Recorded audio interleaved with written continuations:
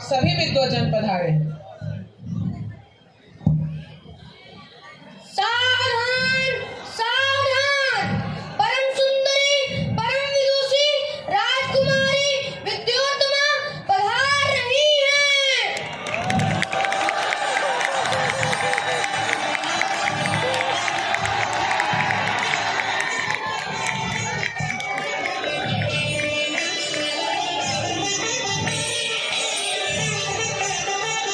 प्रणाम महाराज।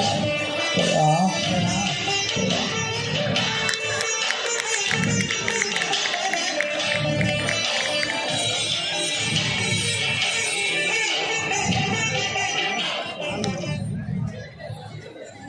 महाराज, विद्वत परिचय के साथ शास्त्रार्थ आरंभ करने की अनुमति प्रदान करें। अनुमति है महामंत्री। हमारे बीच भारतवर्ष के पूर्वी क्षेत्र जगन्नाथपुरी से व्याकरण के मूर्धन्य विद्वान आचार्य चूड़ामणि पधारे हैं। प्रणाम महाराज। देश विदेश में सुविख्यात अवंतिका नगरी से ज्योतिष मार्तंड आचार्य ज्योतिरादित्य जी शास्त्रार्थ हेतु पधार स्वयंवर सभा की गरिमा बढ़ा रहे। विश्वयस्य कीर्ति लब्ध तारासु अग्रगण्य सूर्य सदृश महाराज शारदानंद जयतु जयतु। हमारे बीच भारतवर्ष के सुदूर द्रविड़ क्षेत्र से वेद वेदांग में पारंगत ब्रह्मवेत्ता आचार्य ब्रह्मानंद जी शास्त्रार्थ हेतु पधार स्वयंवर सभा की शोभा बढ़ा रहे हैं।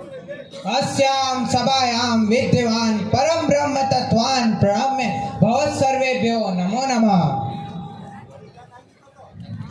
भारत के उद्दीच्य क्षेत्र विद्वन नगरी कश्मीर से सठ दर्शन मर्मज्ञ सर्वतंत्र मर्मज्ञ प्रकांड पंडित आचार्य केशवानंद जी शास्त्रार्थ हेतु पधार स्वयंवर सभा को अलंकृत कर रहे हैं।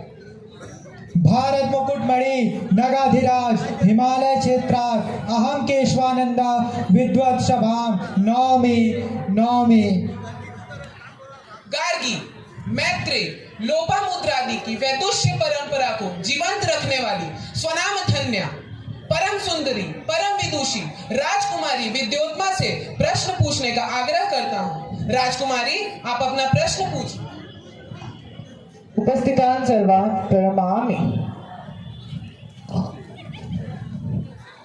मम प्रथम प्रश्न, सृष्टि केन संचालिता? देवी सृष्टि ब्रह्मणा संचालिता। ब्रह्म नाम किम? ब्रह्म इत्युक्ते ब्रह्मांड नायक चेतना शक्ति च।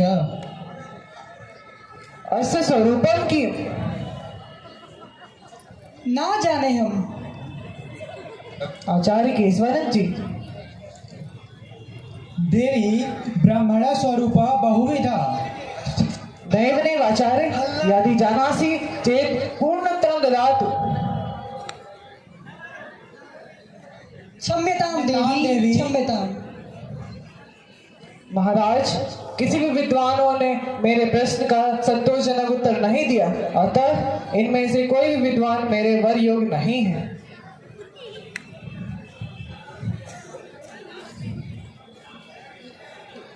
मुझे बहुत दुख है कि आज की सभा में भी मेरे पुत्री योग्य वर न मिल सका।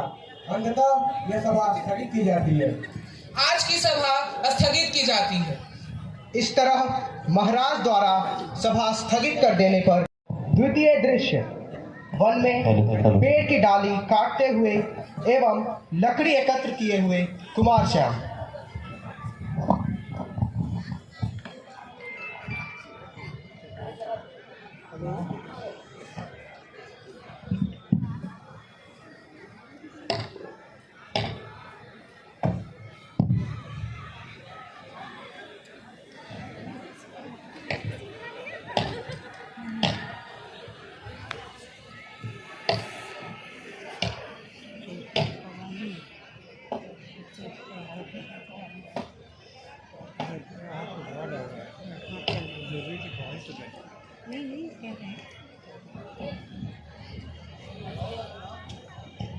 भाव सज्जना, तुम नाम किम? ना ना, हम नहीं, तुम तवा। अरे तो नाम किम? दत्त, तब नाम किम? कुमार श्याम पंडितों की बात सुनकर सोच में। अरे आपका क्या नाम है? कुमार। कुमार। क्या आप विवाहित हैं?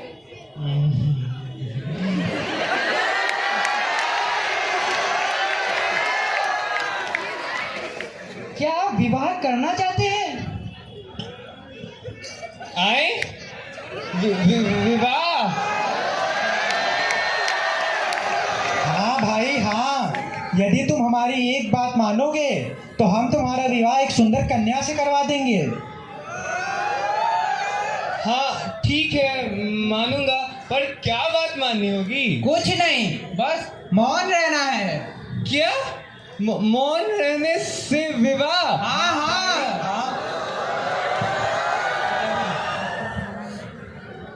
लगता है अब जाकर हमारा प्रसोद पूरा होगा। चलो चलो, इसको कुछ देर में दरबार में ले चलते हैं। विवाह की कल्पना में कुमार श्याम।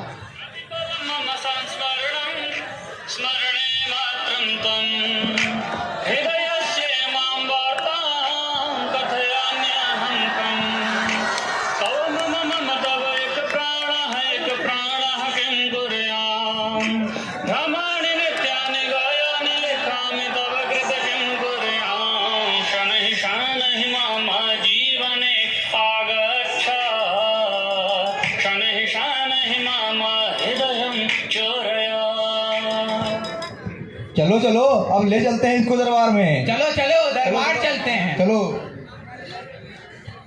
इस तरह विद्वान राजा शारदानंद महामंत्री एवं अपने दरबारियों के साथ राज्यसभा में बैठे हैं। तभी दरबार में पंडितों का आगमन होता है।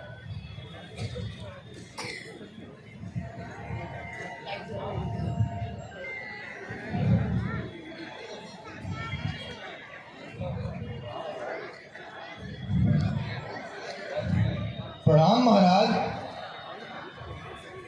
महाराज, हमने राजकुमारी विद्योत्तमा के लिए उत्तम वर की तलाश कर ली है। ये आचार्य कुमार श्यामानंद जी हैं, जो महारानी राजकुमारी विद्योत्तमा से शास्त्रार्थ हेतु उपस्थित हैं।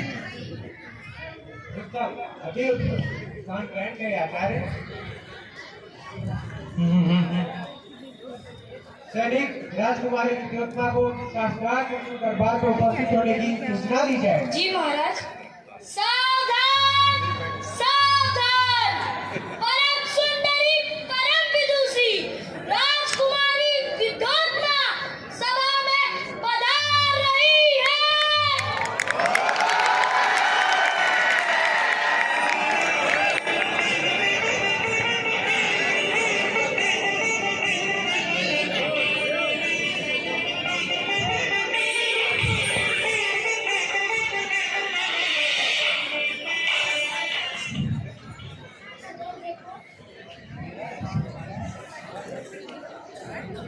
देवी, ये आचार्य कुमार श्यामानंद जी हैं, जो जिनकी अभी साधना चल रही है। कृपया अपना प्रश्न सांकेतिक भाषा में पूछिए। अवश्य आचार्य।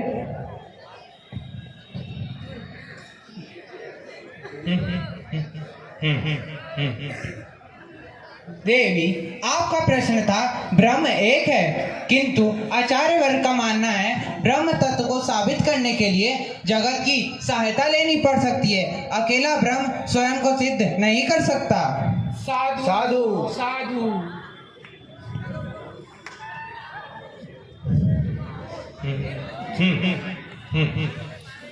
देवी, भले ही आप कह रहे हैं कि पृथ्वी, जल, अग्नि, आकाश और वायु ये 5 अलग अलग तत्व हैं, किंतु गुरु जी का कहना है कि इन 5 तत्व का पृथक कोई अस्तित्व नहीं है। ये मिलकर ही एक भगवान का रूप लेते हैं, जो कि ईश्वर की सर्वश्रेष्ठ कृति है। इस प्रकार यह शास्त्रार्थ सांकेतिक भाषा में कई दिनों तक चला। इस पूरे शास्त्रार्थ में सिर्फ उंगलियों के इशारे एवं चेहरे की भाव भंगिमाओं के से ग्रह मंडल, नक्षत्र, भूत, वर्तमान, भविष्य जैसे बड़े एवं जटिल विषयों पर बड़े ही सामान्य तरीके से लेकिन गूढ़ अर्थों में चर्चा हुई। अंत में आचार्य श्यामानंद जी द्वारा सभी प्रश्नों के उत्तर दिए जाने पर विद्योत्मा ने इशारे में कहा, मैं हार मानती हूँ और आचार्य श्यामानंद जी को वर के रूप में स्वीकार करते हैं।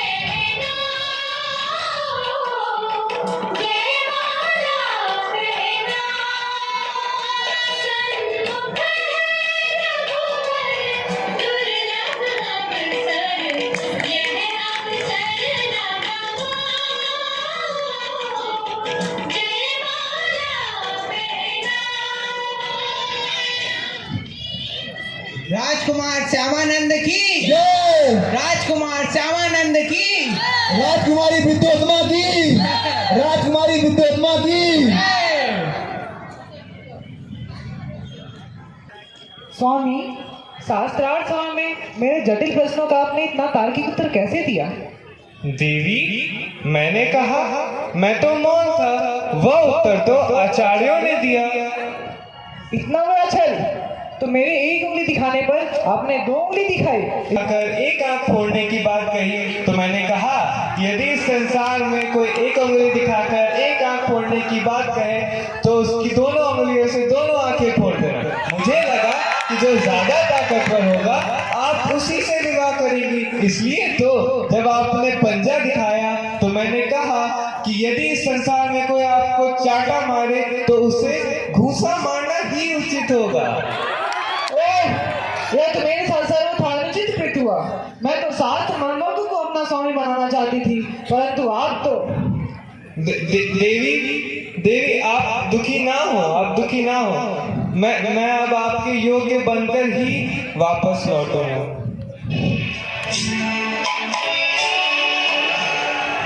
यत्रितोते गृहं हीनस्याद्वल्लभे तत्रितो तु कदाचिन्न यायामहं तत्र मोहि न याति गजारं प्रति।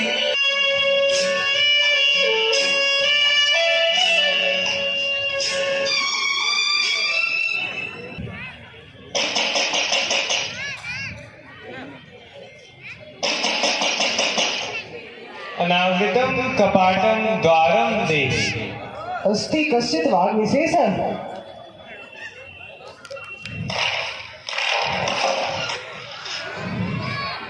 देवी अहम। स्वामी आप? देवी आपके वचनों से आहत होकर मैंने माँ काली की आराधना की और उनकी ही कृपा से मेरी ये वाणी एवं ये बुद्धि में ये विशेषता आई।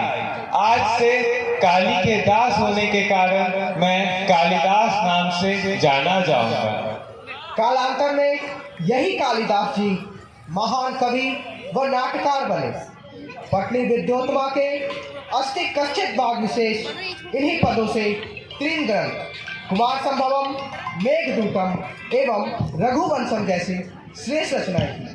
इसके अतिरिक्त आपने अन्य अनेक ग्रंथों की रचना की, जिसमें उल्लेखनीय है विक्रमो वर्षीयम, मालविकाग्निमित्रम, ऋतु संहार एवं अभिज्ञान शकुंतलम इत्यादि। तो यह थी कालिदास के जीवन से जुड़ी एक लघु नाटिका। Artist who just brought a story to life.